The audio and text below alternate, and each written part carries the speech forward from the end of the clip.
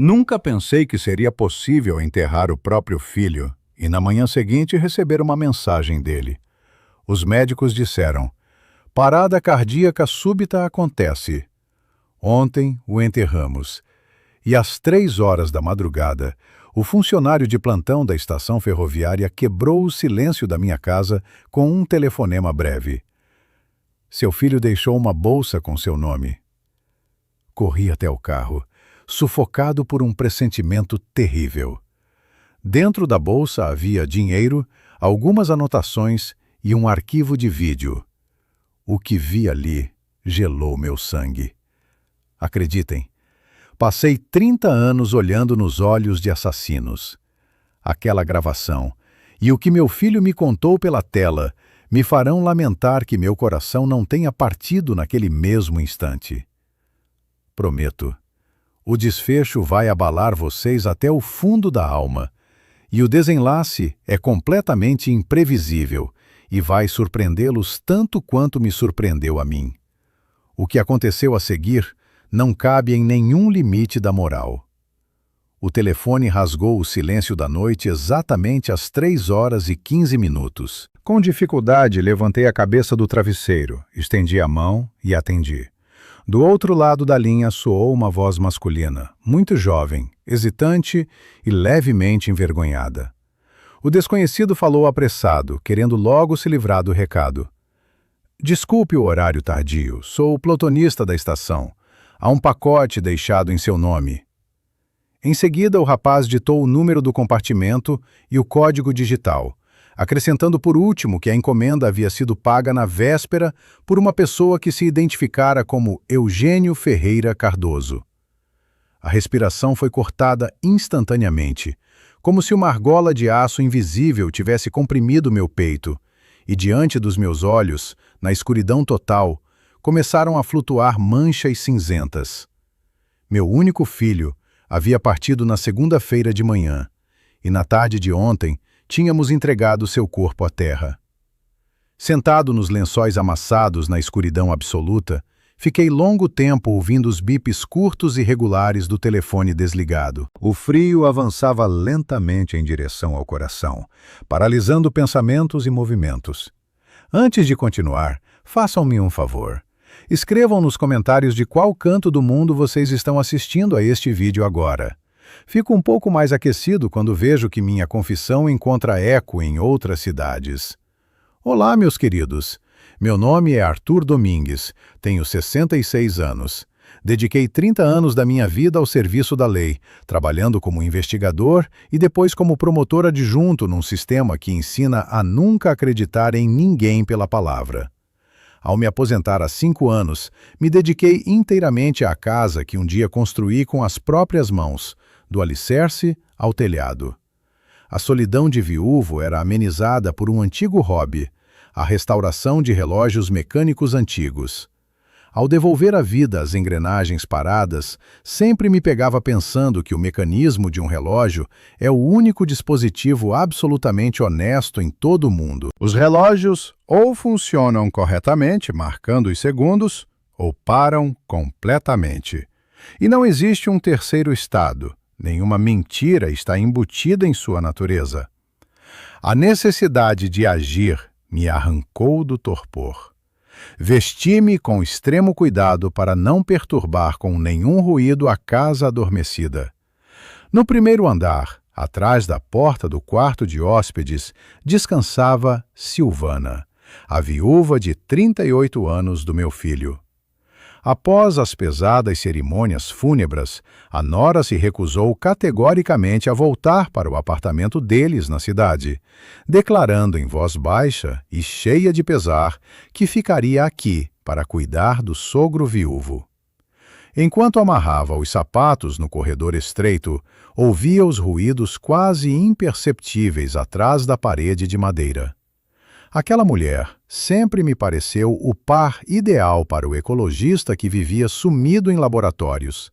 Atenciosa, quieta, capaz de estar presente no momento certo e desaparecer quando a solidão era necessária. Com ela entrou em nossa família Marina, sua filha de 19 anos do primeiro casamento fracassado.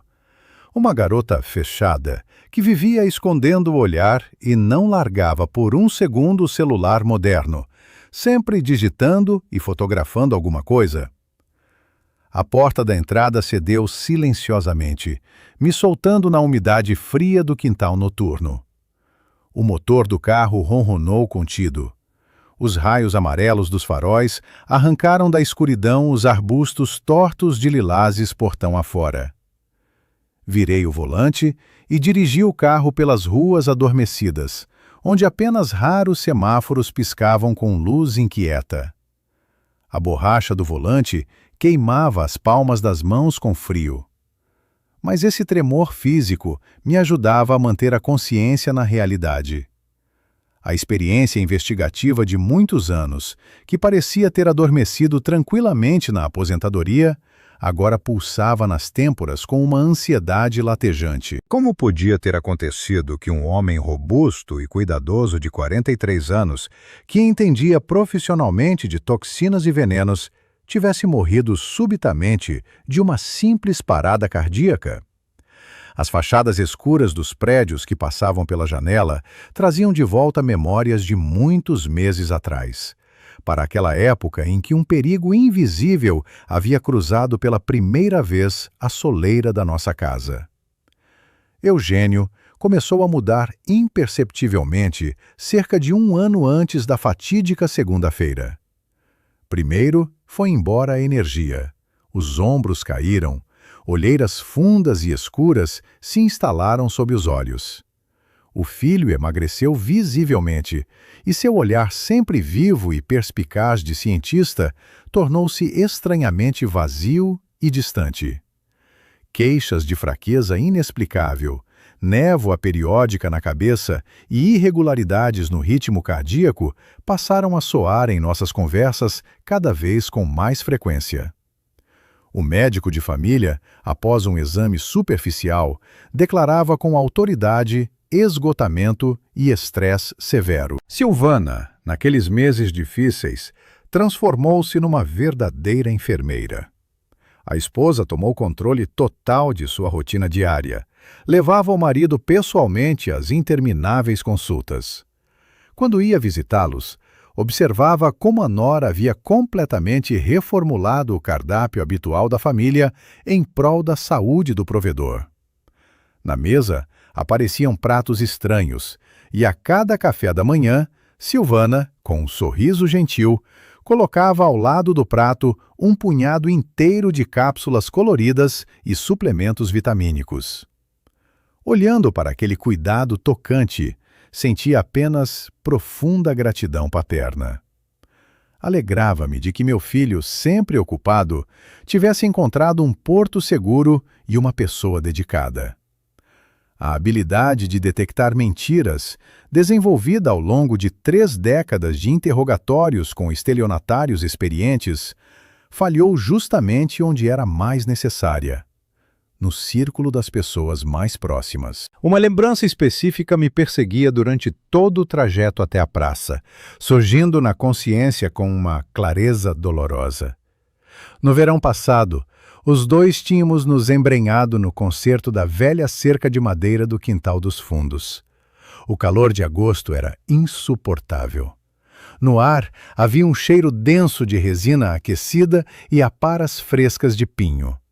O filho apoiava o ombro numa tábua áspera, fixando-a no lugar, enquanto eu enfiava com força longos pregos enferrujados na madeira macia.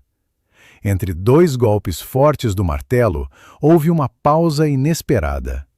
Enxugando o suor, Eugênio de repente me olhou diretamente nos olhos e disse num tom completamente corriqueiro, desprovido de emoção: "Pai, se de repente acontecer alguma coisa comigo, em nenhuma circunstância venda esta casa e não assine nada para ninguém."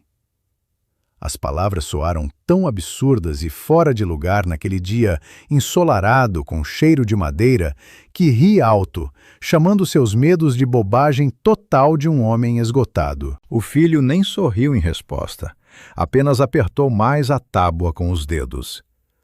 Porque, naquele momento, eu tinha descartado suas palavras, atribuindo tudo ao simples cansaço.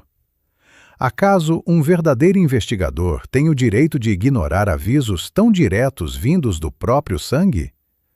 O enorme edifício da estação central me recebeu com o eco oco e pouco acolhedor dos meus próprios passos. Sob os altos arcos, pairava o cheiro penetrante de café solúvel, poeira úmida e creossoto. O saguão dos armários automáticos estava completamente deserto. Apenas uma lâmpada brilhava fracamente no teto.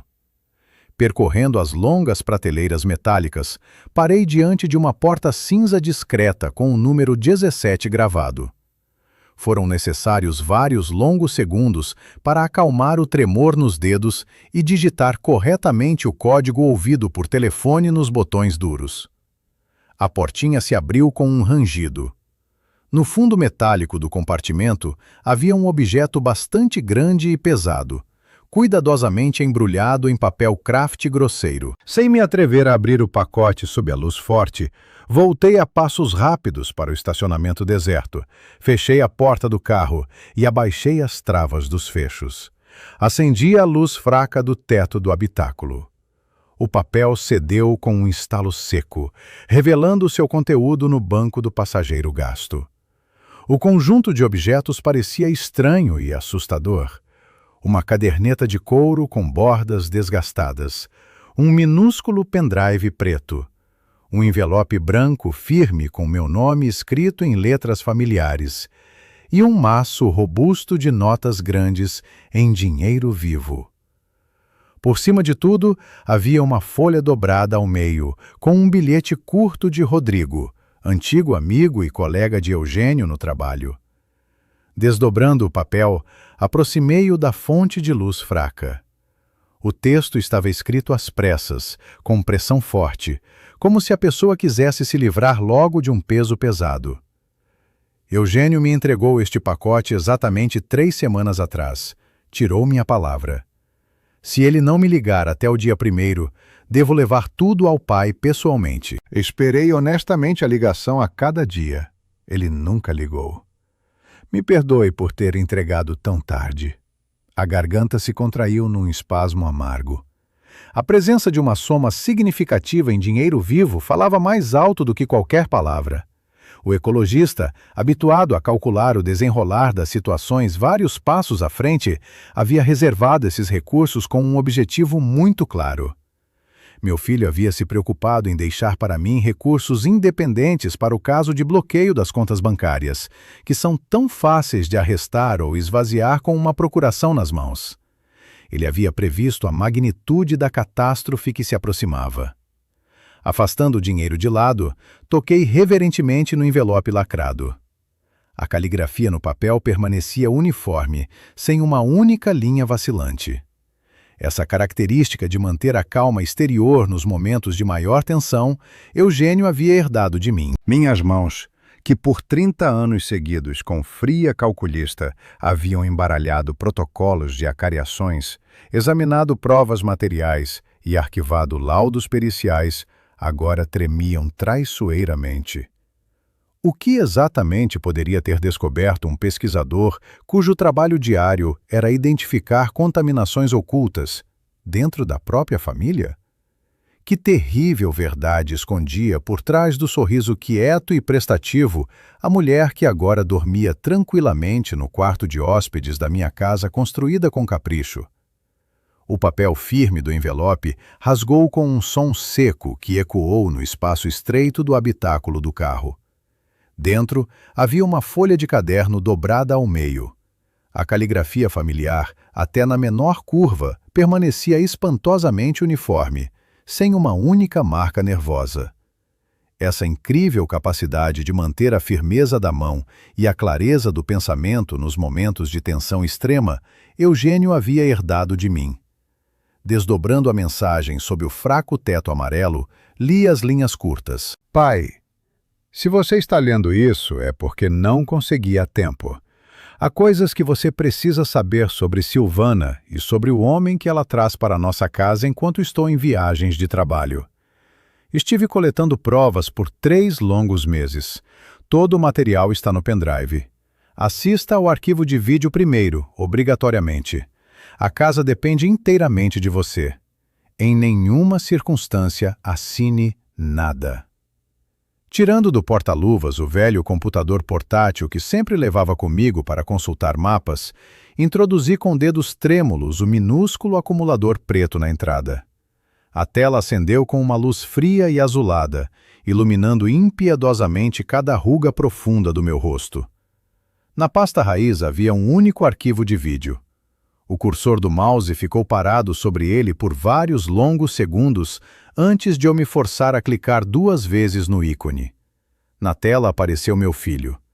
Ele estava sentado à sua grande mesa de trabalho no escritório, iluminado apenas pela luminária de mesa. O rosto de Eugênio parecia terrivelmente abatido. As maçãs do rosto apontadas, mas os olhos permaneciam surpreendentemente claros, perspicazes e assustadoramente concentrados. O rapaz falou com voz uniforme, quase desprovida de emoções, como se ditasse um relatório de campo rotineiro sobre a contaminação de lençóis freáticos. Ecologista até a medula. Ele estava habituado a documentar escrupulosamente tudo com que se deparava na natureza. Olhando diretamente para a objetiva da câmera, o filho enumerava os sintomas que havia começado a registrar em si mesmo nos últimos meses. Gosto metálico constante na boca, fraqueza muscular que vinha em ondas, ritmo cardíaco irregular e que se apagava. Realizando uma pesquisa independente e conferindo extensos compêndios toxicológicos, chegou a uma conclusão inequívoca. O quadro clínico descrito coincidia perfeitamente com os sinais de envenenamento crônico por digoxina, um perigosíssimo glicosídeo cardíaco, que em condições artesanais pode ser obtido da dedaleira. Dedaleira. Como poderia um velho investigador que havia dedicado a vida a decifrar os intentos mais sombrios do ser humano ter passado anos olhando para um canteiro e vendo apenas belas flores em formato de sino? Silvana havia plantado aquela planta venenosa no canto mais distante do nosso jardim 2 anos atrás e cuidava dos canteiros com uma ternura maníaca e incrível. Em seguida, o filho contava como a esposa, sob o pretexto de cuidar de um organismo enfraquecido, havia gradualmente alterado todo o seu regime alimentar. Eliminado os pratos quentes habituais, introduzido na dieta chás de ervas específicos e certos suplementos vitamínicos milagrosos, cujas embalagens ele mesmo nunca tinha acesso. Então soou o mais terrível. Várias vezes por semana, enquanto o ecologista estava em inspeções externas, um consultor desconhecido vinha à nossa casa. O homem era invariavelmente recebido no portão e introduzido sem questionamentos pela quieta e discreta Marina. O único detalhe marcante que Eugênio conseguiu registrar nas gravações de câmera oculta foi um anel de prata na mão direita do visitante indesejado, feito claramente sob encomenda individual. No final da gravação, o filho se inclinou para a frente, aproximando-se da câmera. Seu olhar como que atravessou o espaço e o tempo, me atingindo diretamente no peito. Tinha um medo terrível de te contar isso diretamente. E acreditem em mim, não era falta de confiança. Eu sabia com certeza que, se você entendesse tudo e começasse a agir à sua maneira dura habitual, eles poderiam se assustar e acelerar o processo. Era vital para mim que as provas de ferro fossem coletadas e escondidas com segurança antes de eu desaparecer definitivamente. Pai, te imploro, não assine nada. Meu filho passou por esse inferno completamente sozinho, me protegendo do meu próprio temperamento explosivo. Você ia se apagando dia a dia, tomando esse veneno das mãos de uma esposa cuidadosa e documentando metodicamente o próprio assassinato, para que o velho pai ficasse com provas irrefutáveis. Olho para minhas palmas calejadas e não as reconheço na luz fraca da lâmpada do habitáculo. Essas mesmas mãos, por 30 anos, examinaram indícios terríveis, folhearam grossos volumes de processos criminais, assinaram denúncias e não vacilaram nem uma única vez. E agora tremem tão forte que mal consigo fechar a tampa do computador. Todo o meu orgulho profissional, a famosa intuição policial, revelou-se absolutamente inútil quando o mal de verdade calçou chinelos macios em casa e passou a preparar chá para nós à noite. Recuperando com dificuldade a respiração, abri a pasta seguinte, que continha arquivos de áudio.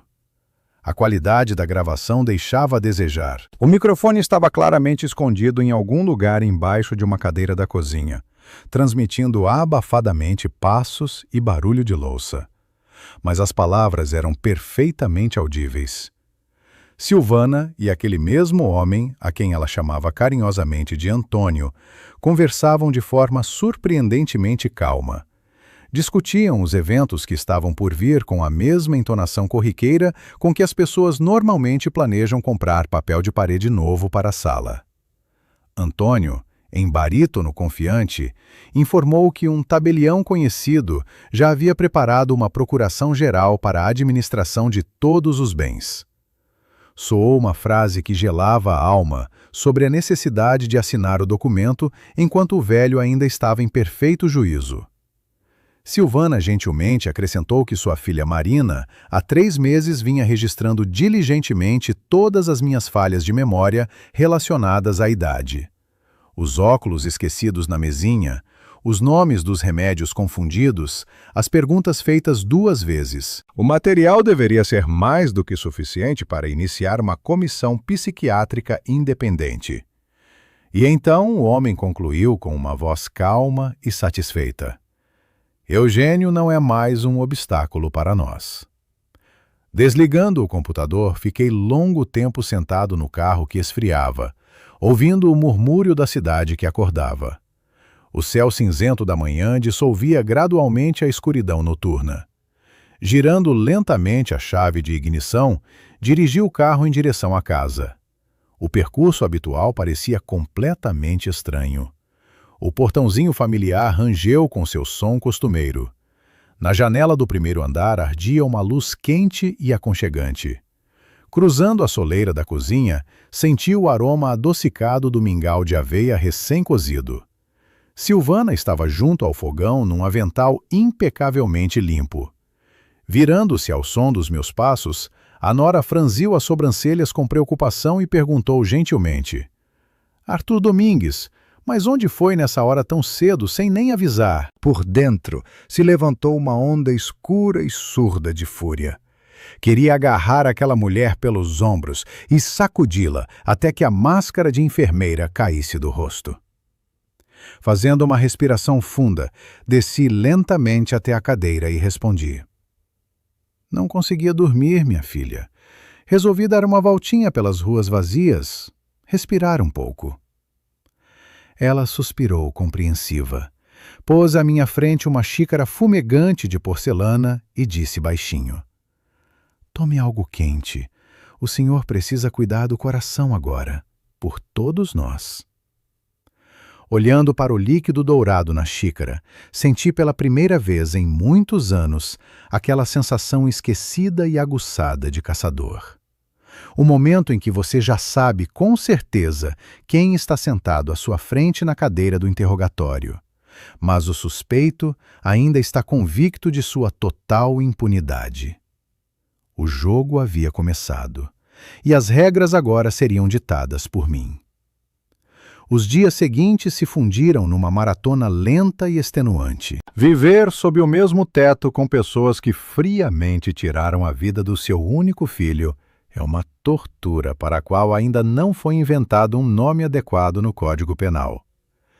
Toda manhã eu descia a rangente escada de madeira até o primeiro andar, tentando arrastar os pés um pouco mais do que de costume. Era obrigado a representar o papel mais repugnante da minha vida, o de um velho que se apaga e perde o juízo, esperando mansamente o próprio fim, rodeado de abutres cuidadosos. Silvana continuava a tocar a casa com uma metodicidade assustadora. A nora preparava sopas de dieta, limpava o pó nas prateleiras de livros e, invariavelmente, me recebia com um olhar compassivo. Quem poderia imaginar que as paredes erguidas com as minhas próprias mãos se tornariam cúmplices silenciosas desse espetáculo de gelar a alma? Na quarta-feira à tarde, estávamos sentados na ampla sala de estar. Eu propositalmente deixei cair o controle remoto da televisão no chão e fingi que havia esquecido onde o pusera, olhando ao redor desamparado. Silvana pegou o retângulo de plástico do tapete, tocou carinhosamente meu ombro e cantarolou docemente. Arthur Domingues, o senhor ficou tão distraído depois do funeral. Precisa cuidar da cabeça e descansar mais. Instantaneamente, um frio agudo correu sob a pele, e os punhos se fecharam reflexivamente nos bolsos do cardigan doméstico.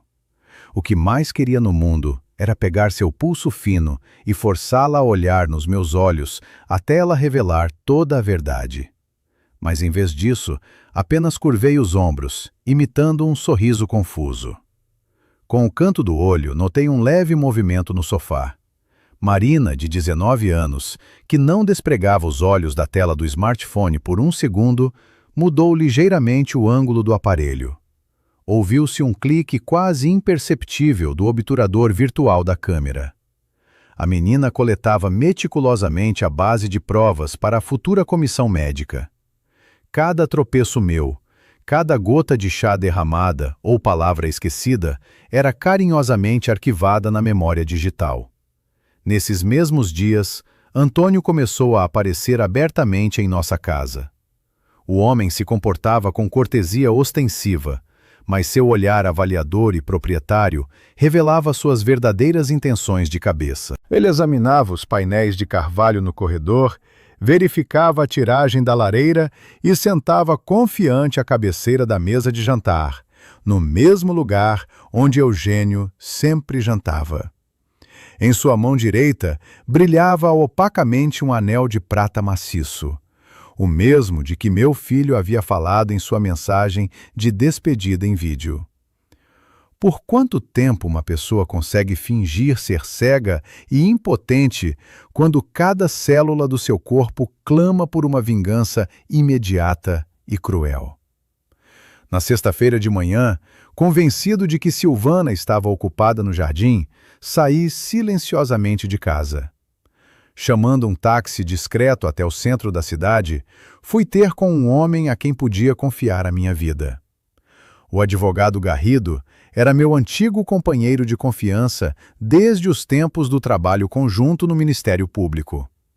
Um jurista honesto, minucioso e incrivelmente cauteloso, que há muito havia migrado para a advocacia civil, mas não havia perdido o antigo faro investigativo. O escritório de Garrido cheirava a papel velho, chá preto forte e couro caro. Trancamos a porta com chave, puxamos as persianas espessas e ligamos o computador. Entreguei-lhe o pendrive. Por quase 1h30, a sala ficou num silêncio de morte, interrompido apenas pela voz uniforme de Eugênio na gravação de vídeo e pelas réplicas abafadas do arquivo de áudio da cozinha. Garrido parou a reprodução do som exatamente no segundo em que Antônio pronunciava a frase sobre Eugênio não ser mais um obstáculo. O velho jurista apoiou os cotovelos na mesa, tirou os óculos e resmungou. Arthur, isso é caso criminal puro. Cheira a homicídio doloso com concurso de pessoas. Olhei para a cabeça grisalha do velho amigo e senti por dentro uma mola rígida de fria determinação se comprimir. Suas palavras apenas confirmaram o que eu já sabia perfeitamente. Mas a experiência processual ditava suas regras severas. Apenas uma gravação feita ilegalmente seria insuficiente para uma condenação garantida. Fazendo uma pequena pausa, respondi com firmeza. Sei, mas se for agora o investigador com gravações nuas, vão contratar os melhores advogados e tudo vai desmoronar no tribunal. Preciso de provas de concreto. Garrido acenou silenciosamente, concordando com minha lógica de ferro. O advogado retirou o pendrive da entrada e o colocou cuidadosamente num cofre pesado à prova de fogo, no canto do escritório. Em seguida, pegou o telefone. Era necessário agir preventivamente, cortando o oxigênio do adversário. Contactando o serviço de segurança do banco, Garrido ordenou o estabelecimento imediato do regime de bloqueio máximo em todas as minhas contas pessoais e cofres. O jurista explicou claramente no aparelho que, de agora em diante, qualquer operação financeira, por mais insignificante que fosse, exigiria minha presença pessoal exclusiva e verificação ampliada de documentos. Ao desligar, explicou que, enquanto essa parede de concreto estivesse de pé, os criminosos não conseguiriam retirar nenhum centavo, mesmo que conseguissem falsificar magistralmente minha assinatura numa procuração. Tomando um gole do chá frio, Garrido tirou da carteira de visitas um cartão cinza discreto e estendeu-o a mim pela mesa. Você vai precisar de Miguel Mendonça, ex-policial da Polícia Judiciária, hoje detetive particular. Peguei o pedaço de cartão, examinando atentamente os dígitos do número de telefone gravados nele. Garrido acrescentou que Mendonça trabalhava de forma incrivelmente silenciosa, rápida e sabia arrancar informações debaixo da terra sem levantar poeira desnecessária. Era exatamente o que a situação atual exigia. O encontro com o detetive particular aconteceu naquela mesma tarde num jardim deserto na periferia da cidade. Miguel Mendonça aparentava pouco mais de 50 anos. Aparência discreta, jaqueta gasta, voz baixa e um olhar totalmente imóvel e perspicaz de rastreador profissional. Ouvindo minha síntese seca e comprimida dos fatos, sem emoções supérfluas, o detetive não fez uma única pergunta sobre o lado moral do assunto. Mendonça guardou o adiantamento que lhe entreguei, acenou brevemente e disse: Me dê alguns dias, Arthur Domingues. Vou virar o passado deles do avesso. Olhando para a figura do detetive que se afastava, senti pela primeira vez naquela semana interminável que o mecanismo da vingança havia saído do ponto morto. As velhas engrenagens, enferrujadas pelos anos de aposentadoria tranquila, começavam a marcar o tempo novamente. Mas agora era o tempo daqueles que haviam decidido que podiam dispor impunemente das vidas alheias na minha casa. Voltando para meu lar, onde me aguardava a envenenadora cuidadosa e seu cúmplice de sangue frio, sabia de uma coisa: cada passo deles agora seria documentado. A caçada aos predadores havia passado oficialmente para a fase ativa. 5 dias se passaram desde nosso encontro com Mendonça no jardim.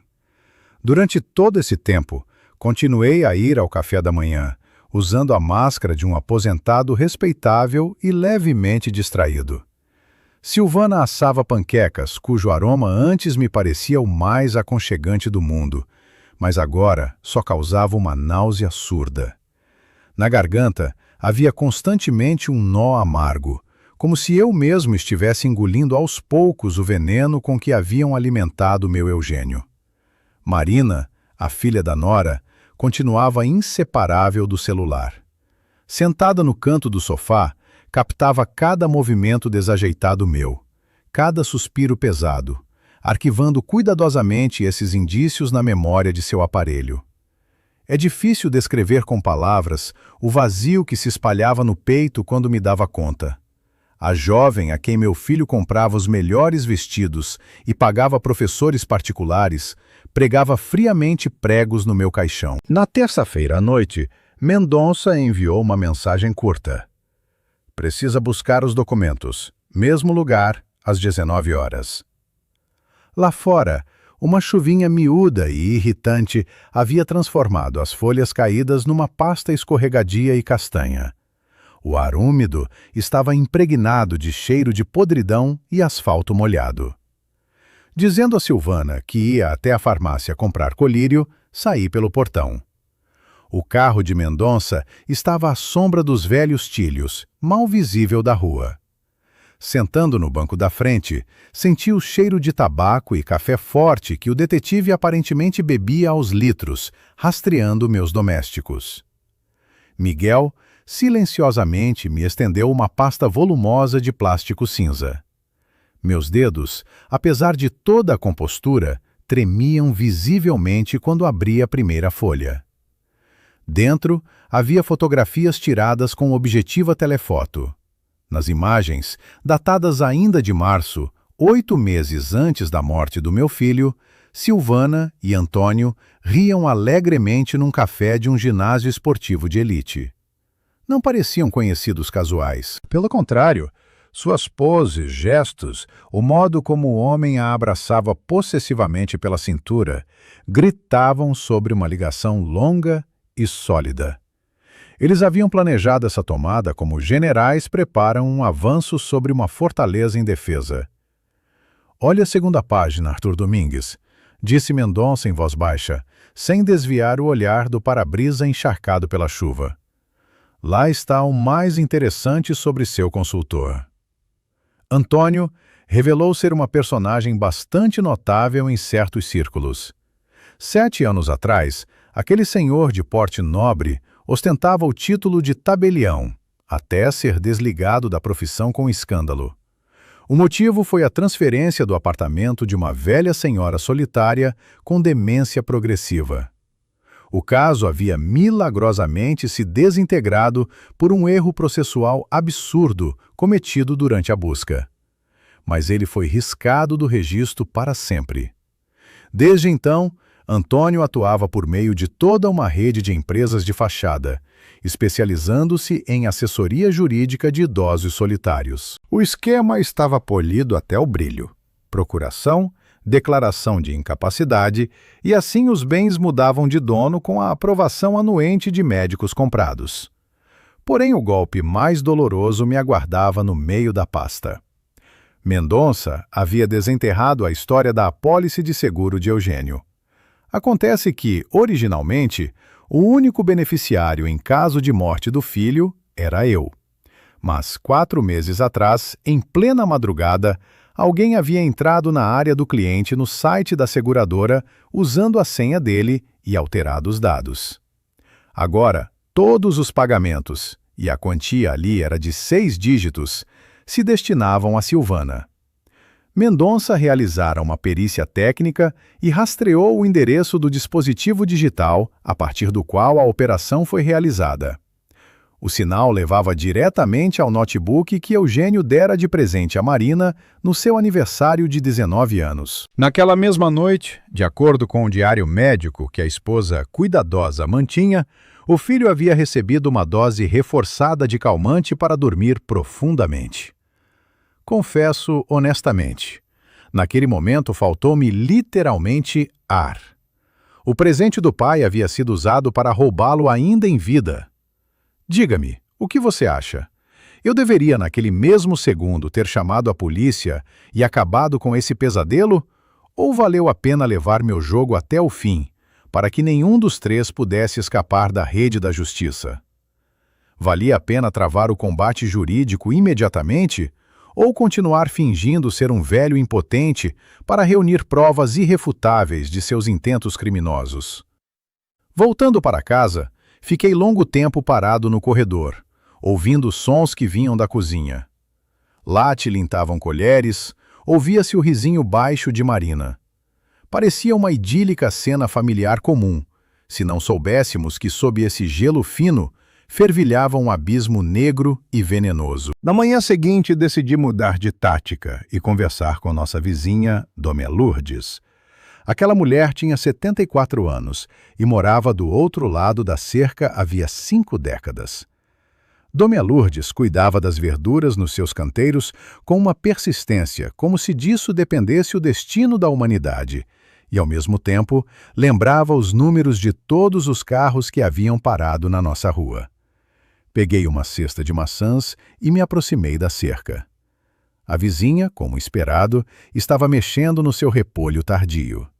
Trocamos frases de praxe sobre o tempo e o preço do açúcar. E então, como quem não quer nada, perguntei se ela havia visto alguém estranho pela nossa entrada dos fundos nos dias em que Eugênio estava em viagem.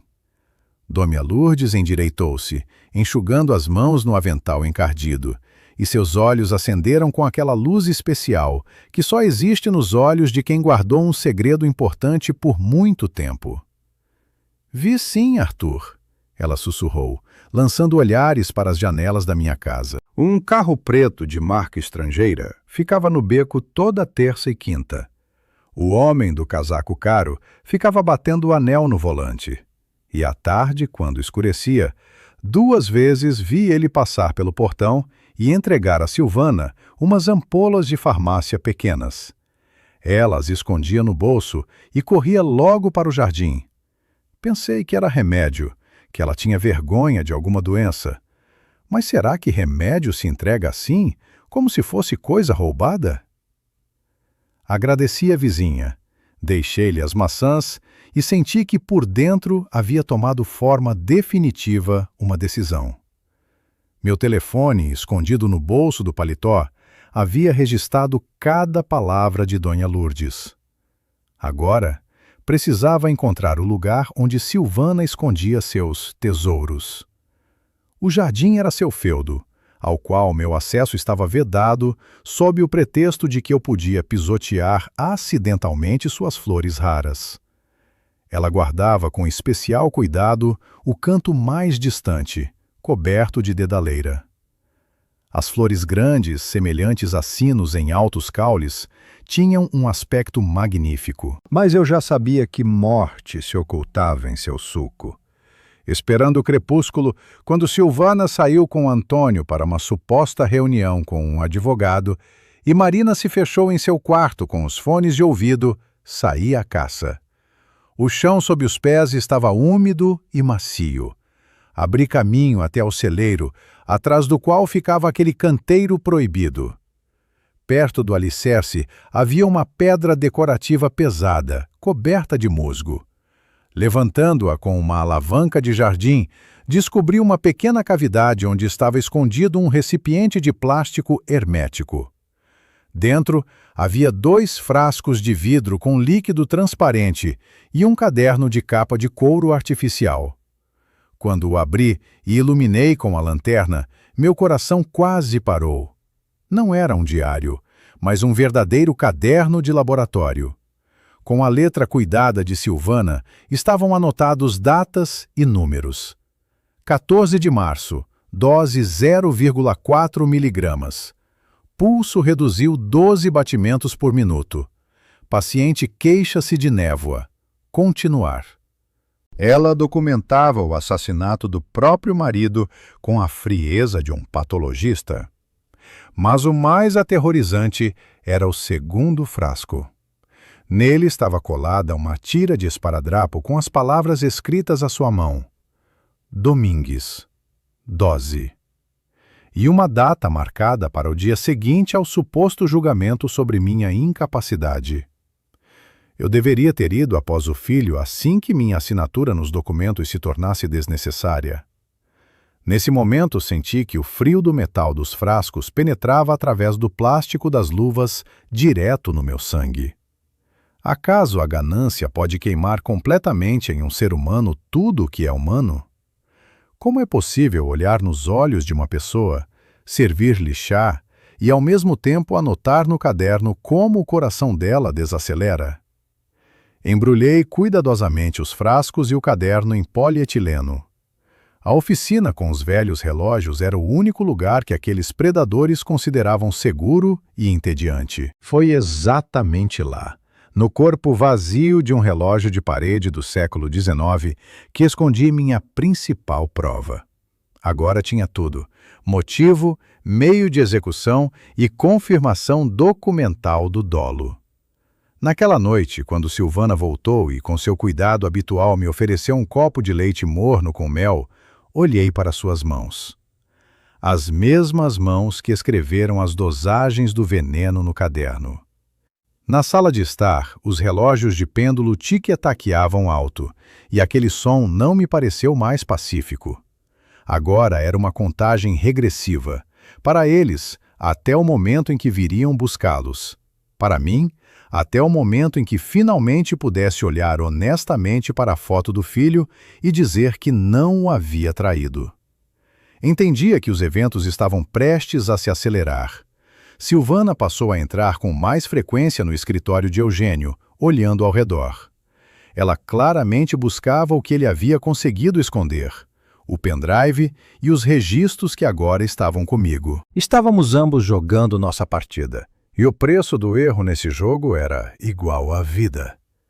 É curioso quanto as outras mulheres, quietas e atentas agora mesmo, preparam um mingau para os maridos, escondendo no bolso um frasco de dedaleira. Cuidem-se e nunca considerem a suspeição excessiva um vício, se trata de sua segurança. No dia seguinte me esperava o mais difícil, a reunião com o investigador Figueiredo, homem que outrora havia começado sob minha tutela e que agora devia decidir o destino da minha família. A manhã de quarta-feira começou com um som cortante. O estalo agudo de uma fita adesiva de embalagem rasgando vinha do segundo andar, direto do escritório do meu filho. Subindo os degraus de madeira rangentes, parei na soleira. Silvana empacotava em grandes caixas de papelão tudo o que lhe caía nas mãos. Pastas de documentos, cadernos de apontamentos de Eugênio, impressões, recibos antigos. Tudo ia para dentro dos contêineres sem fundo. A nora estava destruindo o arquivo. Aquele mesmo arquivo onde meu filho poderia ter deixado indícios adicionais do seu assassinato. Silvana sacudiu a poeira invisível da palma. Virou-se para mim com um sorriso contrito e disse baixinho: Arthur Domingues, decidi arrumar tudo. Assim vai ser mais fácil superar a perda. Esses papéis já não vão servir para ninguém mesmo. Por dentro torcia um nó furioso. Não vai servir para ninguém. Aquela mulher friamente apagava a própria memória do homem que havia envenenado, apressando-se a eliminar os últimos rastros. Dei um passo para dentro da sala. Pus a mão na borda da caixa de papelão e respondi com firmeza: Deixa isso, Silvana. Quero rever cada papel sozinho para guardar na memória. Não tenho pressa nenhuma. Seus olhos nervosamente fugiram para a porta, e os lábios finos, por uma fração de segundo, se comprimiram numa linha branca. Aquele momento fugaz foi suficiente para eu compreender. Ela havia se assustado. Pegando as 2 pilhas de pastas mais pesadas, dei meia volta e as levei escada abaixo, para minha oficina. Lá, entre os velhos pêndulos e engrenagens desmontadas, corria o ferrolho de ferro na porta. A oficina me recebeu com um cheiro familiar que me arranhava a alma. Óleo de relógio, limalha de latão e madeira seca. Ficando só, comecei a separar metodicamente os papéis. Eugênio se revelou um verdadeiro meticuloso. Na parte de baixo da terceira caixa, debaixo de velhas revistas de ecologia, havia uma pasta presa por uma liga elástica. Dentro, havia correspondência sistematizada com clínicas particulares, impressões de análises de sangue laboratoriais, com anotações à margem em letra do próprio punho e paralelos traçados com tabelas toxicológicas. Um pouco adiante, apareceram recibos de farmácia de medicamentos específicos que nunca haviam constado de nenhuma receita oficial do médico de família. Meu filho documentava seu próprio desaparecimento com a coragem de um pesquisador de campo que escreve um relatório estando no epicentro de uma contaminação radioativa. Naquela mesma noite eu estava sentado à bancada, relendo a letra miúda e comprimida de Eugênio. A luminária de mesa projetava na parede longas sombras fantásticas dos mecanismos de relógio. De repente, a luz piscou e se apagou. Lá fora, do lado da varanda, ouviu-se um clique metálico seco do quadro elétrico. Alguém havia cortado intencionalmente a eletricidade da casa. Fiquei imóvel na velha poltrona de couro, sem emitir um único som. A audição aguçou-se ao máximo, captando o mínimo ranger de tábuas no primeiro andar. O coração batia regularmente. A escuridão não me assustava. 30 anos de trabalho operacional, emboscadas noturnas e buscas em porões me ensinaram a regra principal. Na escuridão, sempre vence quem sabe esperar. Aguardando 5 minutos, silenciosamente tirei da gaveta da bancada uma poderosa lanterna de campismo. O feixe fino de luz arrancou da escuridão as linhas das anotações de Eugênio. Boa tentativa, sorri para mim mesmo. Mas aprendi a ler indícios na escuridão total muito antes de você nascer. No dia seguinte, os eventos precipitaram-se. Perto do meio-dia, na porta, apareceu Antônio.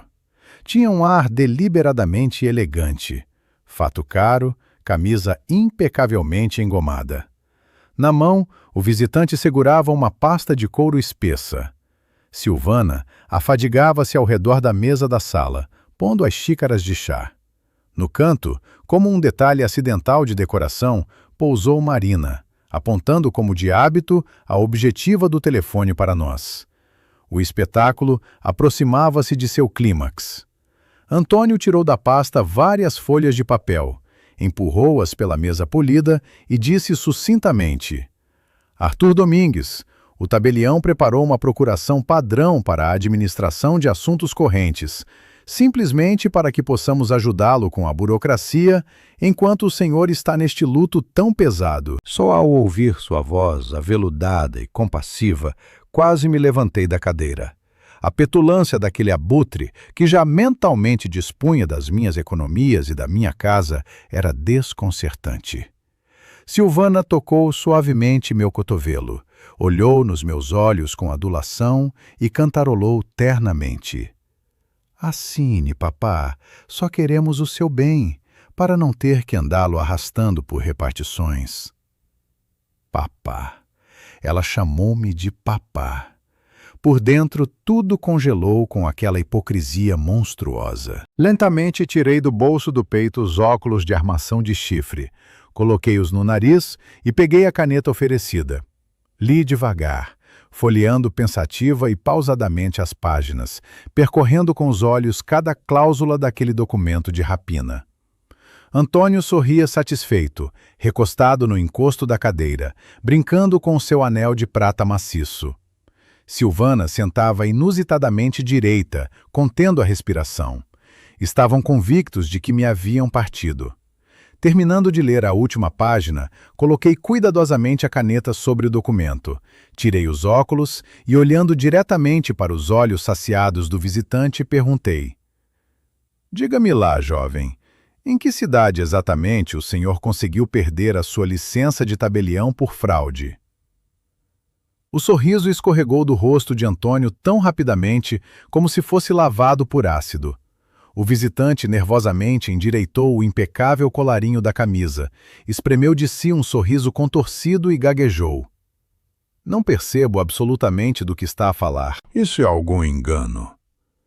Inclinei-me um pouco para a frente, apoiei os punhos na mesa e, marcando cada palavra, disse: Já o detetive particular Miguel Mendonça percebe perfeitamente. Ele passou 3 longos dias em arquivos e registros, estudando as suas empresas de fachada. Não assino nada. Silvana levantou-se bruscamente da cadeira. O rosto da nora cobriu-se de manchas vermelhas. A voz subiu para notas esganiçadas. Ela começou a falar apressadamente sobre o meu esgotamento, sobre os pensamentos que se confundiam, que urgentemente era preciso chamar um médico especialista, porque eu estava perdendo o contato com a realidade.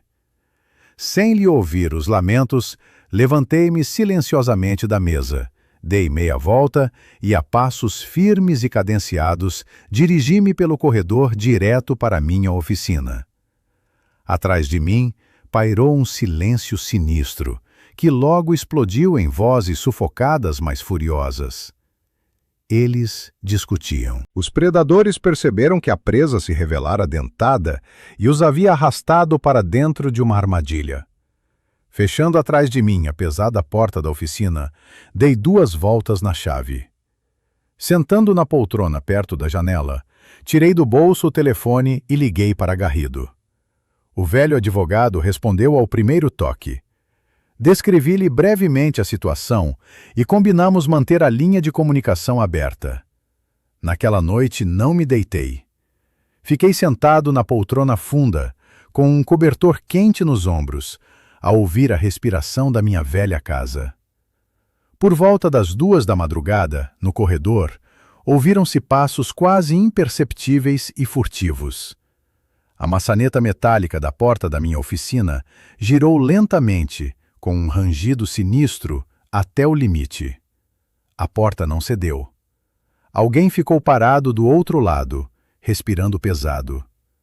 Depois a maçaneta sacudiu mais uma vez, brusca e raivosamente.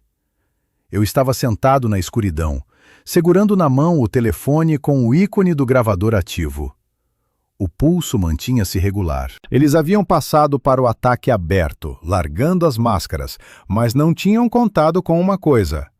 Um velho investigador nunca tranca a porta por simples medo. Ele a tranca para ganhar tempo antes do golpe final e devastador. E esse golpe já estava preparado. Na manhã seguinte, o silêncio na oficina foi interrompido por uma chamada do telefone móvel. Ligava Sérgio Alexandre, diretor da agência central do banco, onde a nossa família era cliente. Um homem incrivelmente meticuloso, honrado e cauteloso. Há 15 anos chefiava essa agência e conhecia pessoalmente a mim e ao meu filho. Na voz dele, ao telefone, havia secura. Mas por trás dessa contenção profissional, adivinhava-se um grau extremo de ansiedade. O diretor pedia insistentemente que eu fosse ter com ele imediatamente, invocando circunstâncias que não admitiam discussão por telefone. Saindo de casa, lancei um olhar para a sala de estar. Silvana limpava com um pano úmido as folhas de uma figueira grande, cantaramelando para si mesma uma melodia despreocupada qualquer. O escândalo de ontem com a procuração parecia ter evaporado da sua memória. Que incrível e assustadora capacidade de mimetismo! O caminho até o banco durou cerca de 40 minutos. No amplo escritório de Sérgio Alexandre, revestido de mármore fresco, cheirava a tinta de impressão fresca e colônia cara. O diretor fechou bem a porta atrás de mim, gesticulou para que eu me sentasse na funda poltrona de couro e virou para mim o monitor do seu computador de trabalho. Sérgio Alexandre ajeitou o nó da gravata, suspirou pesadamente e disse em voz baixa: "Ontem à tarde, a sua nora veio à nossa agência com uma procuração autenticada em cartório, exigindo acesso imediato ao cofre bancário de Eugênio para a realização de inventário no interesse da herança."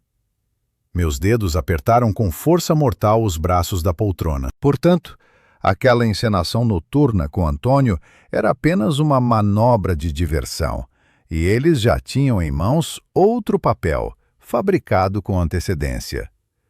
Quis protestar, mas lembrei-me a tempo da barreira protetora erguida por Garrido. O diretor do banco, como se tivesse lido meus pensamentos, acenou reconfortante e continuou seu relato. Explicou que o documento de Silvana parecia absolutamente impecável, com todas as marcas d'água e carimbos corretos. No entanto, o bloqueio que meu advogado havia estabelecido 2 semanas antes funcionou como um relógio suíço. O sistema parou automaticamente a operação, e o serviço de segurança pediu à viúva que apresentasse confirmações adicionais e garantisse minha presença pessoal. A nora recusou categoricamente, despediu-se friamente e saiu. Em seguida, Sérgio Alexandre premiu o botão de reprodução no teclado. Na tela, apareceu a gravação da câmara de segurança, instalada diretamente por cima da entrada principal do banco. A imagem a preto e branco era surpreendentemente nítida. Silvana saía pelas portas de vidro a passos firmes, de uma segurança incrível. Na sua postura não havia a mínima perturbação ou irritação que normalmente sente quem recebe de repente uma recusa ao acesso a dinheiro legítimo. Aproximando-se do carro de Antônio estacionado ali perto, ela de repente parou, virou lentamente a cabeça, levantou o olhar diretamente para a objetiva da câmara de videovigilância e distendeu os lábios num largo sorriso frio. Com aquele espetáculo, minha espinha sentiu um calafrio desagradável. Sérgio Alexandre parou o fotograma naquela expressão horrível, olhou para mim nos olhos e constatou tranquilamente. Ela sabia perfeitamente que íamos buscar as gravações e analisá-las. Não é o comportamento de uma viúva em luto. É uma pessoa que acabou de perceber que tende a acelerar. Olhando para a imagem imobilizada, percebi com clareza meridiana. A mulher no ecrã havia acabado de compreender que o plano de tomada pacífica do patrimônio estava seriamente rachado. E, portanto, era preciso passar imediatamente a medidas radicais e forçadas. A caçadora farejou que a presa podia escapar do anzol e mostrou os dentes. Agradecendo ao diretor pela vigilância, pedi com voz firme que preparasse para mim uma cópia certificada desta gravação e redigisse uma declaração oficial detalhada em nome do banco sobre a tentativa de acesso não autorizado aos ativos do falecido. O documento, com todos os dados e carimbos, foi parar no meu bolso interior, acrescentando mais um peso pesado na balança da futura justiça. Os 2 dias seguintes em minha casa pareciam a calmaria antes de uma tempestade devastadora. Quase não conversávamos com Silvana. Parei de tocar na comida que ela preparava, alegando falta de apetite e fortes dores de estômago. Alimentava-me exclusivamente do que eu mesmo comprava na mercearia, em embalagens de fábrica lacradas.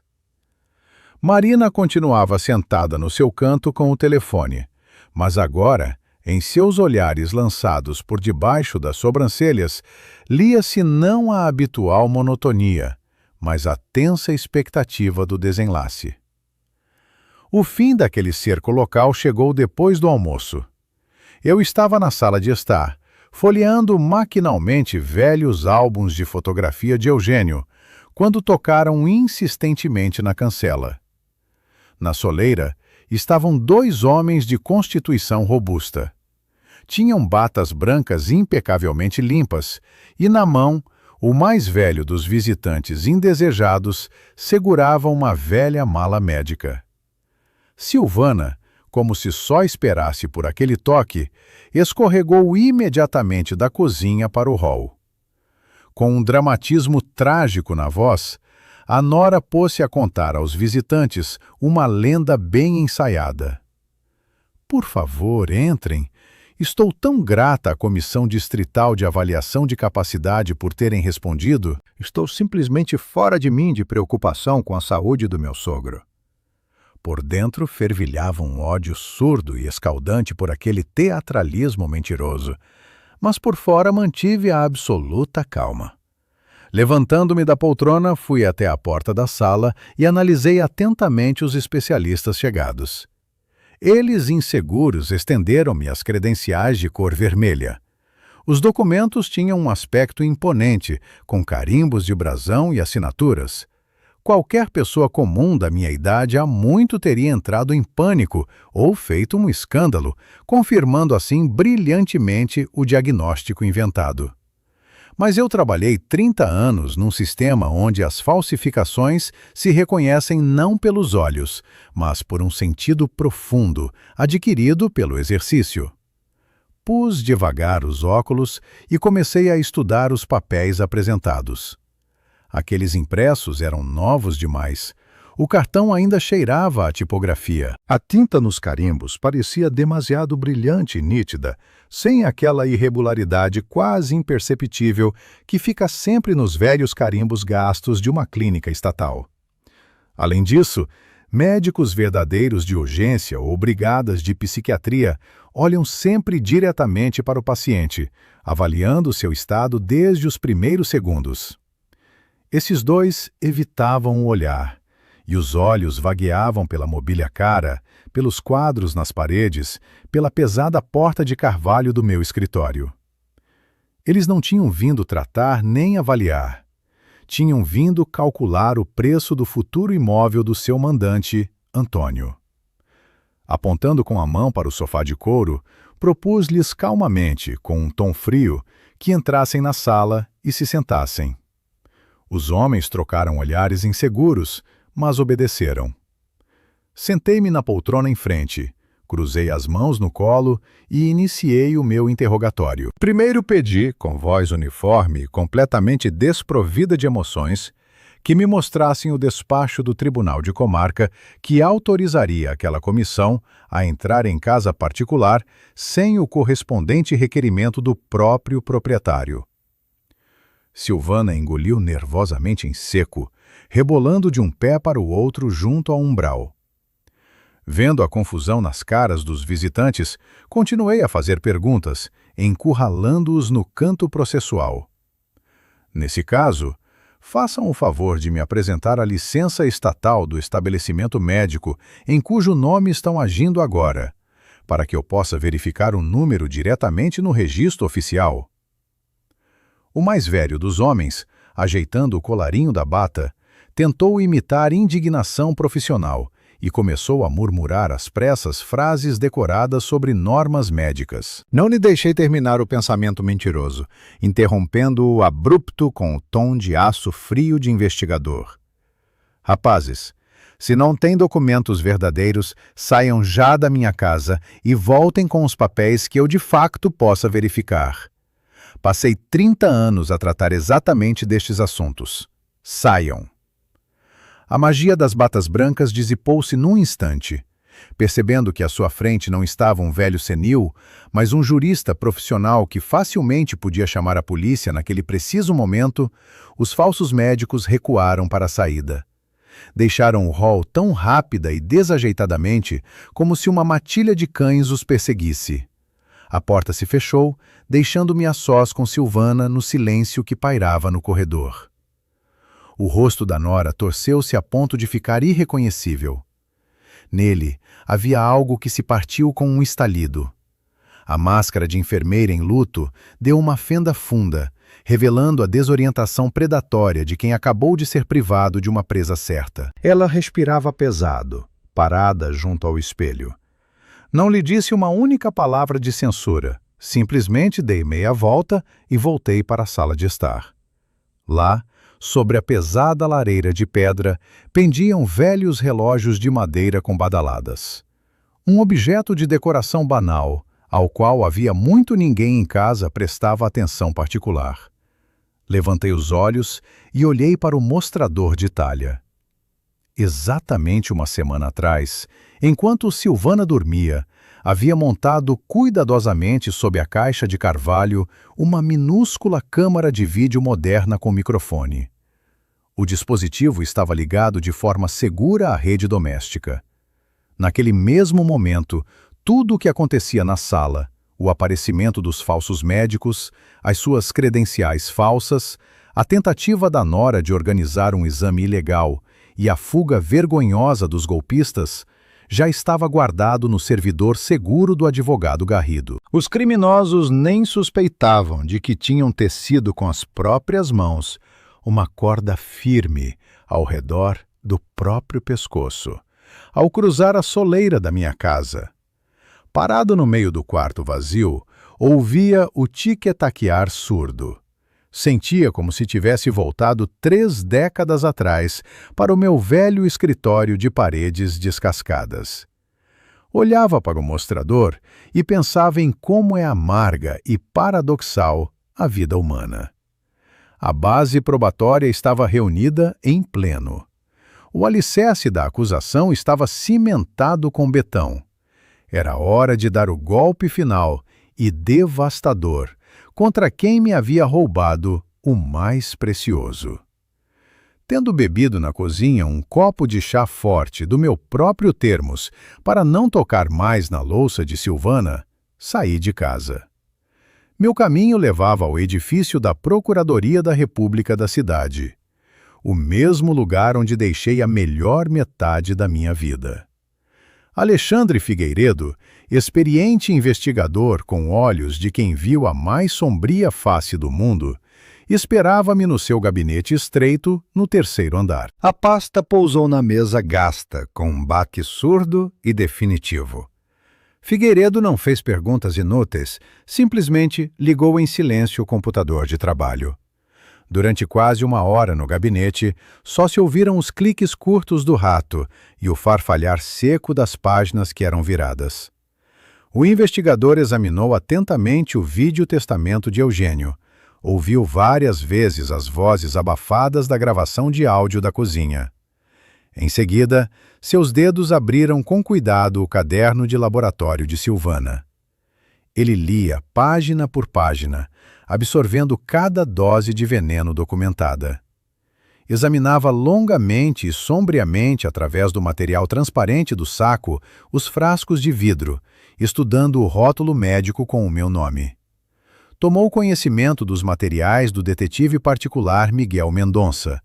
Percorreu com os olhos as declarações do diretor do banco e ouviu a gravação digital da minha conversa com a vizinha pela cerca. Figueiredo recostou-se na cadeira rangente, esfregou o nariz e disse com a voz rouca do longo silêncio: Arthur Domingues, o senhor reuniu tudo isto sozinho, sem recorrer às autoridades? Por dentro, nada estremeceu. Apenas o velho hábito de manter a compostura se fez valer. Olhei-o nos olhos e respondi simplesmente: 30 anos de treino profissional não desaparecem assim. O investigador cruzou os dedos, examinando as minhas rugas com atenção.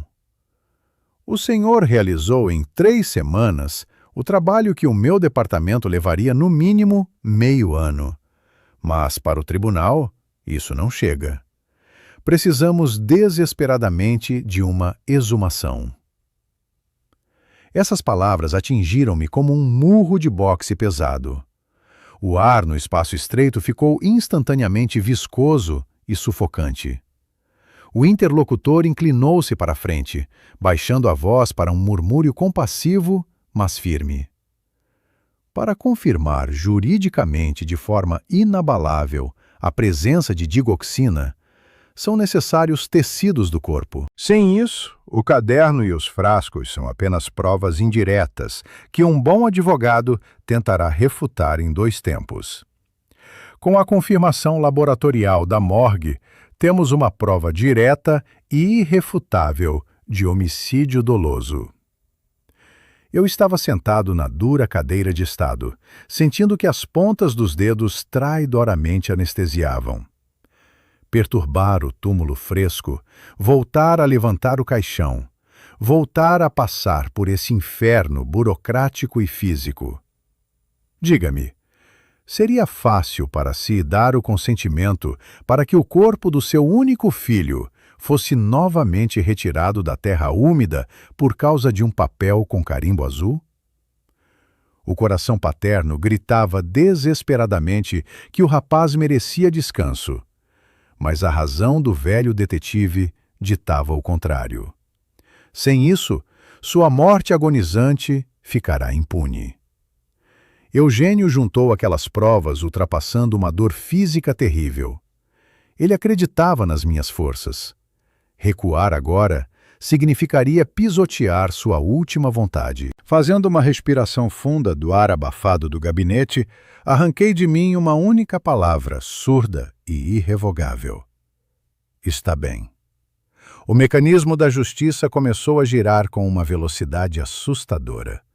Naquela mesma gravação de áudio que o ecologista tinha feito debaixo da cadeira da cozinha, os criminosos mencionavam um médico específico para a comissão.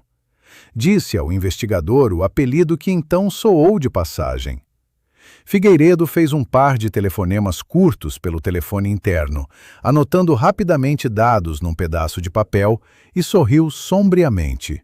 Bingo! O nosso Esculápio tem um historial bastante rico. Esta não é de longe a primeira vez que sobe ao palco. Já havia carimbado laudos falsos de incapacidade em 2 casos anteriores, onde os apartamentos de pensionistas solitários milagrosamente foram parar em mãos alheias.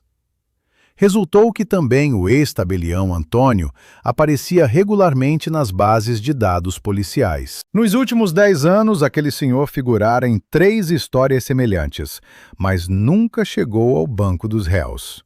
Os processos criminais a cada vez se desintegravam milagrosamente por erros processuais cometidos a tempo e horas. Agora, graças aos materiais reunidos pelo meu filho, ficou completamente claro quem exatamente organizava esses falhanços e dirigia toda a orquestra criminosa. Mas o golpe mais doloroso e devastador esperava-me no final da nossa longa conversa. O assunto foi a jovem Marina, de 19 anos, sentada quietinha no canto do nosso sofá com o telefone moderno. O homem fardado tirou da pilha de papéis uma análise técnica independente dos endereços de rede. O investigador pôs as folhas impressas à minha frente, calcando-as com a palma larga. A sua enteada não estava apenas a observar tranquilamente e a registrar o processo. A jovem, diretamente com as próprias mãos, cometeu um crime financeiro. As linhas do documento oficial nadaram diante dos meus olhos. A perícia digital provava de forma irrefutável. A alteração do beneficiário na apólice de seguro por uma soma milionária havia sido efetuada precisamente a partir do seu computador portátil. Aquele mesmo dispositivo caro que Eugênio lhe dera com alegria de presente de aniversário para que a menina pudesse estudar condignamente na universidade. Naquela noite terrível, quando Silvana havia encharcado o marido com uma dose de cavalo de um forte calmante, a miúda havia entrado friamente no site oficial e passado todo o dinheiro para a mãe. Na garganta secou instantaneamente, como se eu tivesse engolido cinza quente. Ela não passa de uma vítima de manipulações cruéis. Escapou-me num sussurro partido. Alexandre Figueiredo suspirou pesado, reunindo os papéis dispersos de volta numa pilha arrumada. Em termos puramente humanos, talvez tenha razão, mas no direito seco é uma participante direta do conluio. O Ministério Público está disposto a ponderar um acordo com a investigação, tendo em conta a sua tenra idade e a forte pressão psicológica exercida pelo pai biológico, que é, como apuramos, este mesmo Antônio. No entanto, para isso a jovem teria de prestar depoimentos completos e desenvolvidos sobre ambos os pais. O silêncio no gabinete tornou-se palpável, denso como gelatina. A rapariga, criada tranquilamente sob o tecto da minha casa, revelou-se arrastada para um assassinato cínico pelo próprio pai recém-descoberto, que lhe prometera um futuro belo e desafogado. Que idílio familiar monstruoso e pervertido se desenrolara mesmo debaixo do meu nariz. A grande operação de detenção estava planeada sem alarde. Daqui a 2 longos dias, quando do laboratório chegassem os resultados oficiais da perícia dos tecidos exumados. Mas a vida, como acontece constantemente na nossa profissão rude, introduziu brutalmente as suas correções, obrigando a forçar os acontecimentos da forma mais dramática. Na tarde tardia desse mesmo dia, eu regressava à casa depois da reunião extenuante com o advogado Garrido. O crepúsculo espesso já havia envolvido densamente a rua deserta, acendendo os raros candeeiros amarelos e baços. Aproximando-me do limite da minha propriedade, logo senti que algo não estava bem. O pátio mergulhara num silêncio antinatural, e a pesada porta da minha oficina, que eu sempre trancava escrupulosamente com 2 giros poderosos, encontrava-se entreaberta. Uma faixa estreita de luz amarela caía na relva úmida de orvalho vespertino. Parando no degrau inferior do alpendre, apalpei no fundo do bolso do casaco o telefone móvel e carreguei o botão programado de chamada para Figueiredo, deixando a linha completamente aberta. Passo a passo, Tentando com nenhum som perturbar o miúdo cascalho sob as solas, aproximei-me da construção de madeira. Lá dentro, reinava um verdadeiro caos primordial. Antônio, tendo atirado descuidadamente o seu casaco caro para o chão sujo, revirava furiosamente as gavetas da bancada de carpinteiro. As ferramentas antigas voavam com grande barulho para o betão frio. O visitante indesejado procurava febrilmente o recipiente de plástico hermético com os frascos de farmácia e o caderno de laboratório de Silvana. O criminoso buscava a única prova direta capaz de garantidamente encerrar todos eles numa cela pelo resto dos dias. Notando meu reflexo tênue no vidro escuro da janela, o homem girou bruscamente. O rosto bem tratado distorceu-se instantaneamente numa careta de fúria bestial, acuada num canto. Avançando na minha direção, ele silvou entre os dentes apertados. Não vai a lado nenhum com os seus papelitos, velho. Diz depressa onde estão os frascos. Eu estava imóvel no vão da porta, sentindo o vento vespertino gelado na nuca. Medo animal não havia nenhum. No seu lugar, pulsava uma compreensão cristalina e embriagante de que a armadilha de aço finalmente havia fechado de vez. Não desperdicei palavras em insultos ou ameaças recíprocas. Em vez disso, levantei lentamente a mão direita e, com um dedo indicador, apontei silenciosamente para os velhos relógios de parede maciços, pendurados diretamente sobre a bancada estraçalhada. A minha voz soou de forma incrivelmente calma e assustadoramente uniforme. Já estás bem enquadrado, Antônio. Desde o momento em que cruzaste ilegalmente esta soleira. O criminoso ergueu nervosamente a cabeça. Ali, no benéfico crepúsculo, sob o mostrador de madeira entalhada, brilhava tênue, mas inconfundível, o minúsculo indicador vermelho de uma câmara de vídeo em funcionamento contínuo. As pupilas do homem dilataram-se instantaneamente com a percepção súbita e paralisante da catástrofe total. Ele lançou-se para a saída, esperando desesperadamente passar a correr por mim para a escuridão do pátio. Mas o tempo havia terminado definitivamente. Lá fora, já guinchavam os travões dos carros operacionais e as pesadas botas de serviço dos elementos do grupo de intervenção batiam sonoramente nas tábuas do meu alpendre. Atrás das minhas costas, soou a voz familiar, imperativa e dura do investigador Figueiredo, que dava a ordem de detenção. Conduzindo o destruído e subitamente envelhecido Antônio para fora da oficina, os elementos do grupo de intervenção sentaram-no no carro patrulha.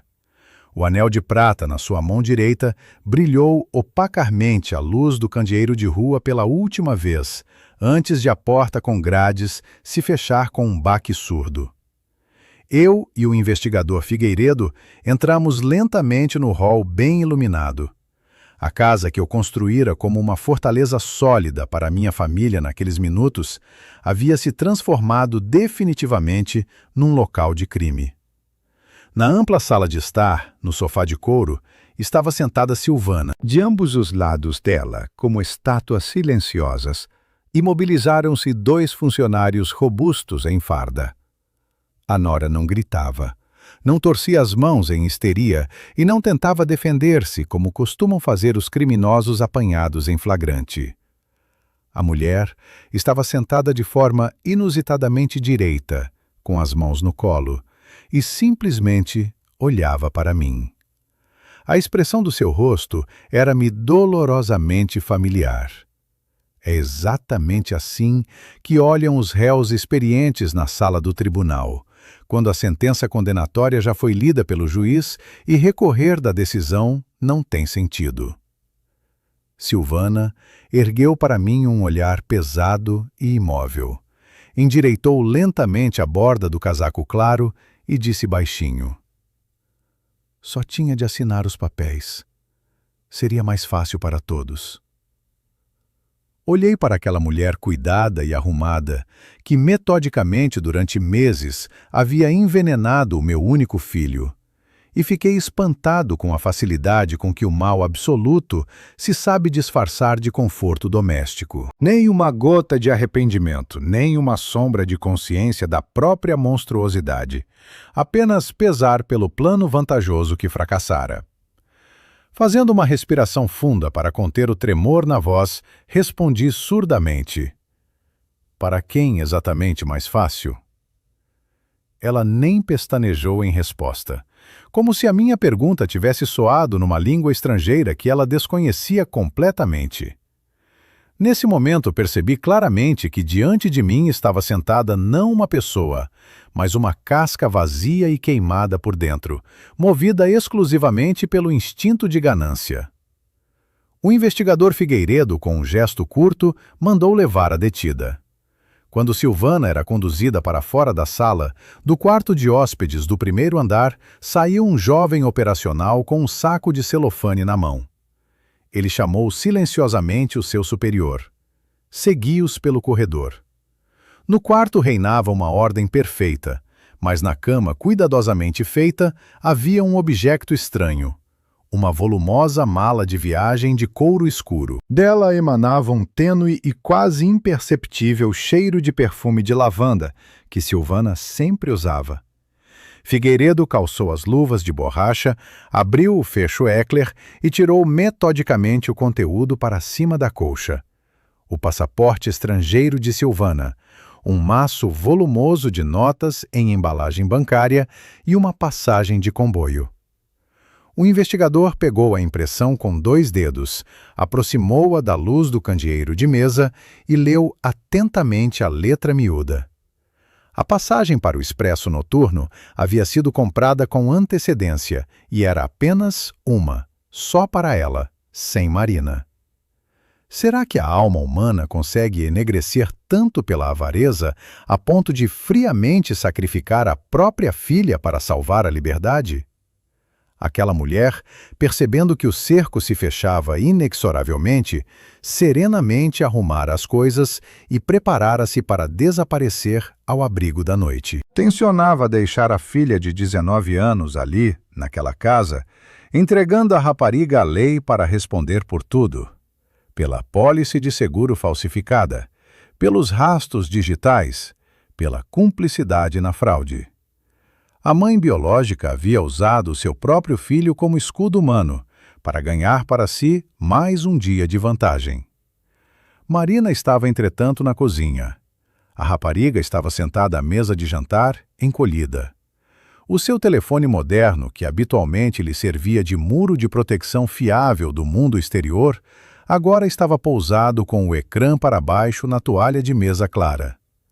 A rapariga parecia perdida e incrivelmente pequena. O investigador Figueiredo aproximou-se da mesa, pôs a fatídica passagem de comboio mesmo à sua frente e falou num tom calmo, sem qualquer pressão. A sua mãe ia partir esta noite sozinha. A passagem está comprada exclusivamente em nome dela. A mala com os documentos e o dinheiro estava escondida debaixo da cama. Marina baixou lentamente os olhos para o pedaço de papel. No silêncio da cozinha, ouvia-se o zumbido do velho frigorífico. Eu estava parado à porta e sentia fisicamente como naqueles longos segundos, no interior da criança, o mundo inteiro ruía com um estrépito ensurdecedor. O pai recém-descoberto, surgido do nada depois de longos anos de ausência, enchera-a de belas promessas sobre um futuro rico e arrastara-a para um crime sujo. E a mulher que lhe dera a vida planeara friamente a fuga, deixando a filha à mercê da justiça. Ambos os pilares em que assenta a vida de qualquer adolescente estavam podres. A rapariga levantou a cabeça, olhou para o investigador com os olhos avermelhados e pediu quase sem voz. "Pode dar-me, por favor, uma folha e uma caneta?" O operacional tirou instantaneamente do bloco uma pilha de folhas limpas e uma simples caneta azul. Às 2 horas seguintes, o tempo pareceu abrandar. A casa mergulhou no silêncio, interrompido apenas pelo ranger seco e rítmico da esferográfica sobre a superfície áspera do papel. Marina escreveu seu depoimento com detalhe e completeza máxima. Registrou tudo o que sabia. Como Antônio a ensinara a tratar de documentos, como Silvana lhe pedira para deitar sonífero no chá de Eugênio, como discutiam os planos de venda desta casa. Linha por linha, a rapariga redigia para si mesma uma pena suspensa, assinando o acordo oficial com a investigação. Ouvindo aquele ranger ininterrupto, pensava em como facilmente os adultos destroem os destinos das crianças, enredando-os nas suas intrigas sangrentas. Quando a última página estava preenchida e assinada, foi permitido a Marina reunir algumas coisas pessoais. A escolta policial, gentilmente, mas com firmeza, pediu-lhe que seguisse para a saída. A rapariga pôs um casaco fino e arrastou-se pelo corredor com os ombros curvados. Dei um passo à frente, barrando-lhe o caminho junto ao velho cabide de carvalho, olhei para o seu rosto pálido e banhado em lágrimas e disse quieto, mas muito firmemente: Eugênio gostava genuinamente de ti. Orgulhava-se dos teus sucessos e teria feito absolutamente tudo por ti, se tu simplesmente tivesses pedido. Marina estremeceu, como de um golpe físico. Não levantou os olhos, não proferiu uma única sílaba em resposta, mas reparei em como os seus dedos finos, que apertavam convulsivamente a borda do casaco, tremiam miúda e lamentavelmente. Naquele momento, chegou finalmente a ela a consciência de que o único ser humano naquela casa que lhe queria o bem de verdade havia sido assassinado com o seu silencioso consentimento. A porta da entrada fechou-se pesadamente com o último funcionário policial. Os pirilampos azuis piscaram através dos ramos dos lilazes pela última vez e dissolveram-se na noite. O barulho dos motores foi gradualmente morrendo ao longe. Fiquei absolutamente sozinho no corredor vazio e soante. A casa, que nos últimos meses me havia sufocado com uma atmosfera de mentira constante e ameaça velada, agora parecia ensurdecedoramente quieta. Conhecem essa estranha sensação quando a justiça tão esperada finalmente se cumpre, mas em vez de alegria ou alívio no peito, fica apenas uma cinza fria? A batalha foi vencida sem contestação. Os inimigos foram derrotados e enviados atrás das grades, onde devem ficar. Mas o meu filho por isso não ressuscita, nem entra por essa porta para pendurar o casaco no cabide habitual. Lentamente, baixei-me para o banco de madeira junto à entrada. Escondi o rosto na palma calejada e permiti-me pela primeira vez nessas semanas intermináveis e terríveis simplesmente fechar os olhos e não esperar por uma facada nas costas. Pela frente, esperava o pesado e extenuante processo judicial, onde todas as provas reunidas grão a grão deveriam transformar-se em longos anos de prisão. O mecanismo da justiça lançado pelo meu filho havia ganho velocidade irreversível. O procurador público, um rapaz jovem com um porte impecável, construiu a acusação de forma brilhante. O fundamento dessa construção de betão foi aquele caderno de Silvana com as doses de veneno documentadas. O procurador lia em voz alta aquelas anotações laboratoriais monstruosas. Lia baixinho, sem teatro supérfluo, apenas mencionando datas e números secos. Aquela leitura uniforme e calma, a sala repleta ficava mais silenciosa do que de qualquer grito dilacerante. Seguiram-se os resultados da exumação, que confirmaram de forma irrefutável a presença do glicosídeo mortal nos tecidos. O juiz examinou atentamente a análise laboratorial do conteúdo dos frascos de vidro encontrados no jardim. Enorme peso tiveram os depoimentos do detetive particular Miguel Mendonça e da nossa vizinha observadora, Dona Lourdes. A gravação da câmara de segurança do banco destruiu definitivamente a imagem da viúva inconsolável. E as fotografias do ginásio, tiradas 8 meses antes da tragédia, provaram o conluio premeditado. O último prego foram os detalhadíssimos depoimentos escritos de Marina, que expuseram completamente o esquema com a apólice de seguro falsificada. Todos esses factos iam para os autos do processo como tijolos pesados numa parede sólida.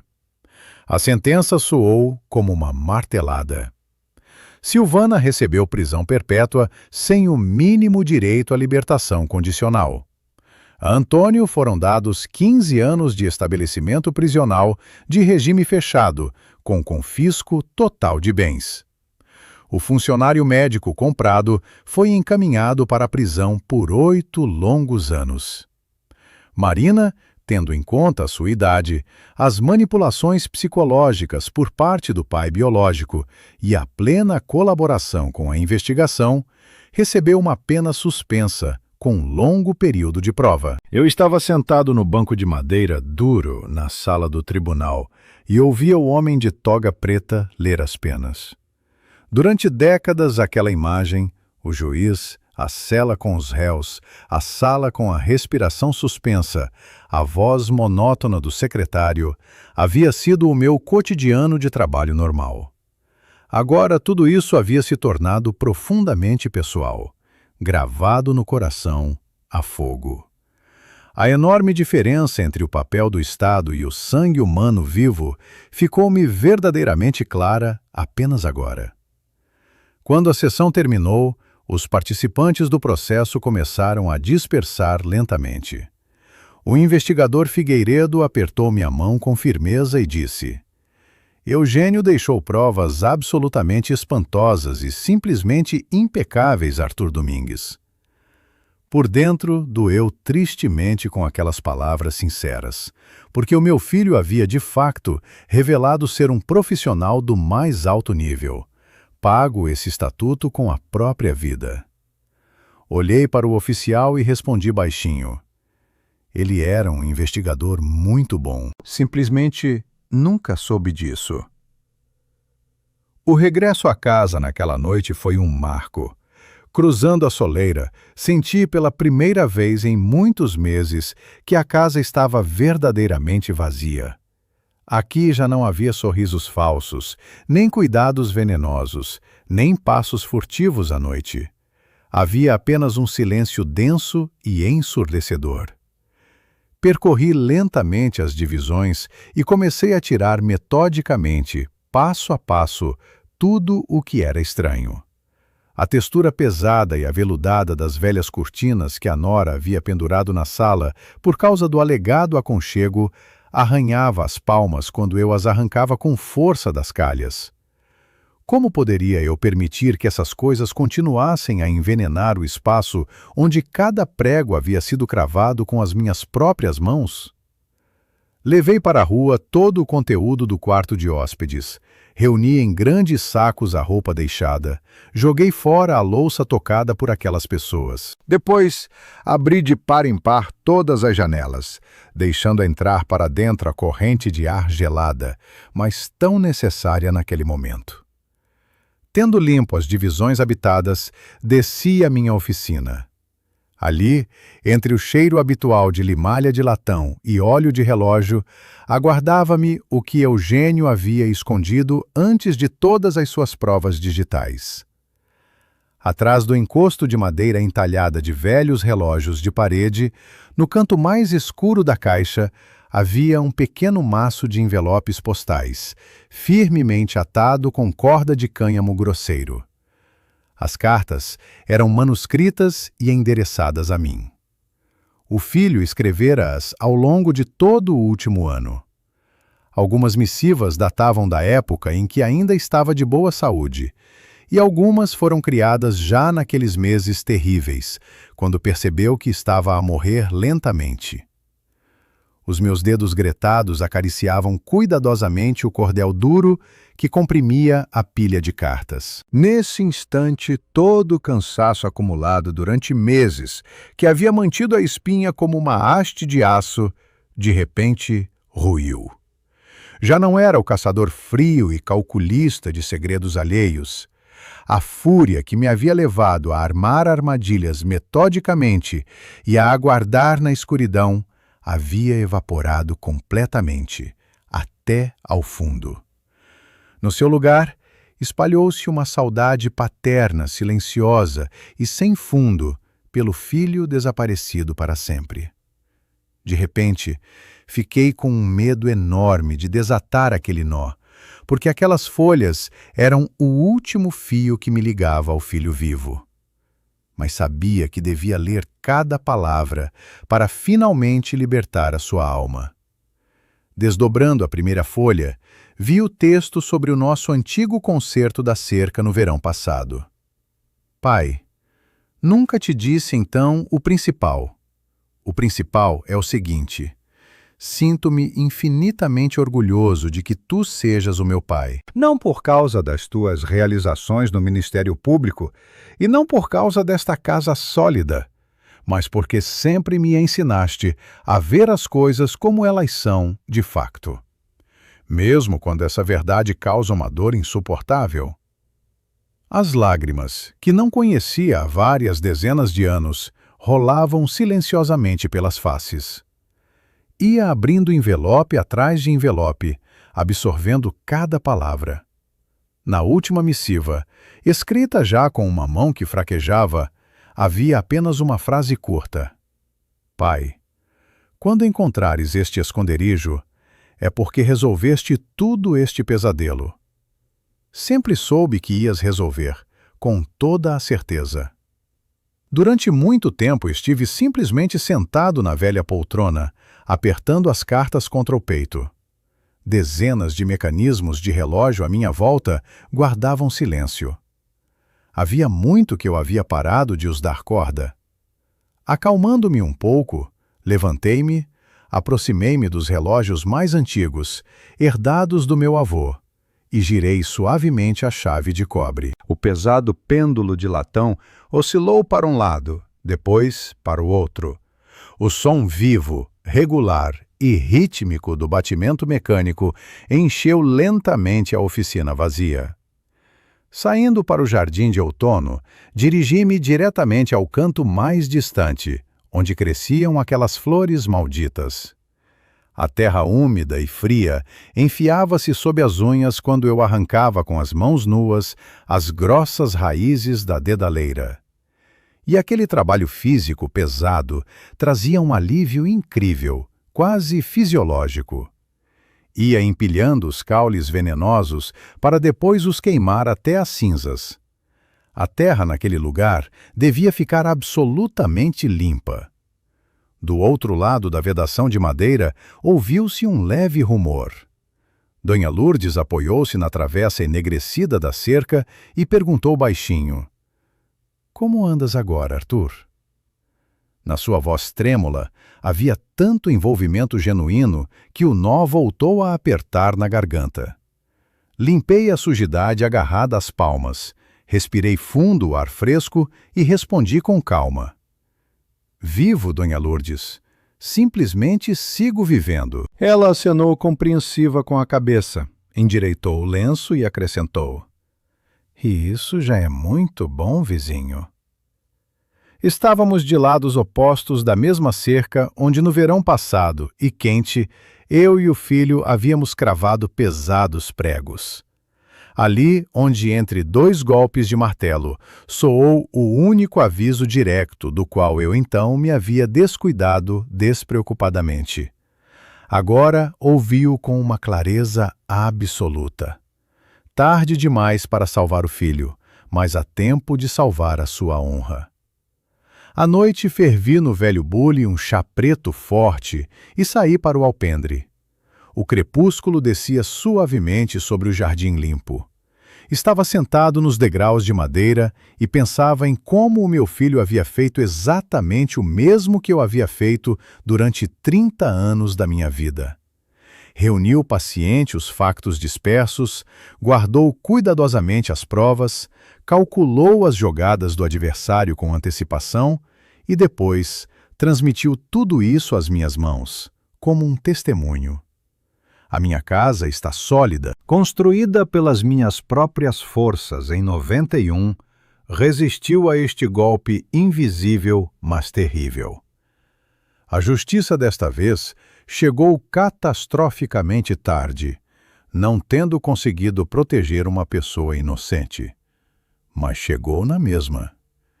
Vivi uma vida longa e complicada e compreendi uma coisa incrivelmente simples, mas a mais importante de todas. Cuidem daqueles que estão ao vosso lado. Por favor, encontrem esta noite tempo, ponham de lado todos os afazeres e liguem obrigatoriamente aos seus entes queridos. Partilhem nos comentários a vossa experiência de vida. Alguma vez tiveram de enfrentar a traição de quem confiavam sem reservas e onde encontraram forças para resistir e repor a justiça?